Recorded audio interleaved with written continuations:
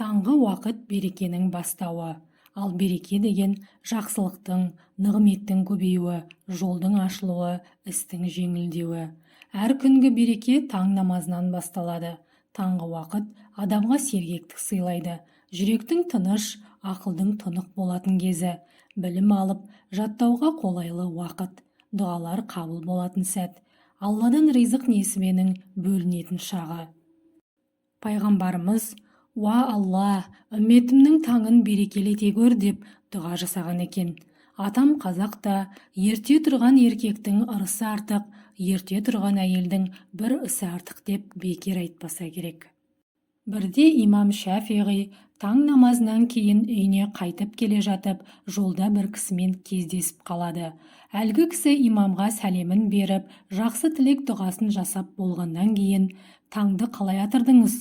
деп сұрайды. Сонда имам Шафиғи «Менен таң 8 нәрсені қалаған күйде атырдым» деп жауап береді. Әлгі кісі имамның жауабына таңданып, «Бұл қалай болғаны? Сізден кім 8 нәрсені талап етуде? Сіздің ешкімде ақыңыз жоқ емес пе еді?» дейді. Сонда имам «Жаратқан Алла менен парыз амалдарын қалайды. Алланың елшісі менен сүннетін қалайды. Әйел бала шағам күнделікті нәпақасын қалайды. Нәпсім өзіне бағынғанды қалайды. Шайтан ізіне ергенімді қалайды. Екі иығымдағы екі періште жақсы мен жаман амалдарымды жазғанын қалайды. Өткен күндерім қартайғанымды қалайды. Жан алушы періште болса, өлімге дайын болуымды қалайды. Міне, осылармен бірге таңды атырамын. Әрбір таң менен осы сұрақтарға жауап күтеді» деген екен. Таңда ерте тұру үрдісі тек қазақ халқында ғана емес, басқа халықтарда да бар. Айталық, парсы жұрты ерте тұрған адамның арман мақсаты ерте орындалады десе, қытайлықтар таңда ұйықтап жатқан адамның бақыты өзімен бірге ұйықтайды дейді екен. Таңғы нәсіп тәңірден деген халық даналығы. Бірде бір жас жігіт сөз арасында «Осы береке дейтін нәрсеге өз басым сенбеймін, ол жоқ нәрсе ғой» депті. Сонда мәжілісте отырған Ибрахим ибн Адхам атты ғалым берекенің қандай болатынын, оның не нәрсе екенін әлгі жігітке мынадай мысалмен түсіндіріпті.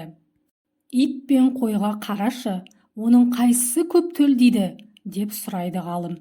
Ит 7 күшікке дейін, тіпті одан да көп табады, ал қой ары кетсе 3 қозыға дейін төлдейді, көп жағдайда бір ғана қозы туады дейді жігіт. Олай болса, айналаңа қарашы, екеуінің қайсысы көп? Жер бетінде қойдың саны көп қой, бірақ үнемі сойылып, саны кемітілетін де солар емес пе? Иә, солар. Міне, береке дегеніміз осы дейді ғалым. Қой қанша аз төлдесе де, әрдайым сойылып, еті желініп жатса да, саны кемімейді, қайта артып отырады.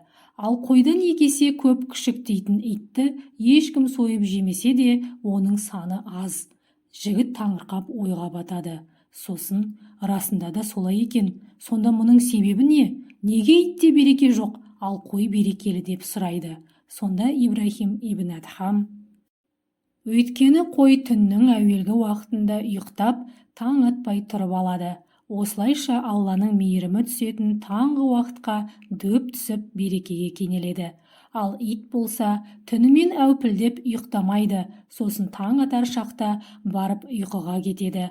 Осылайша Алланың мейірімі түсетін уақыттың шарапатынан мақрұм қалып, Құдай берекесін алып қояды» деген екен ғұлама.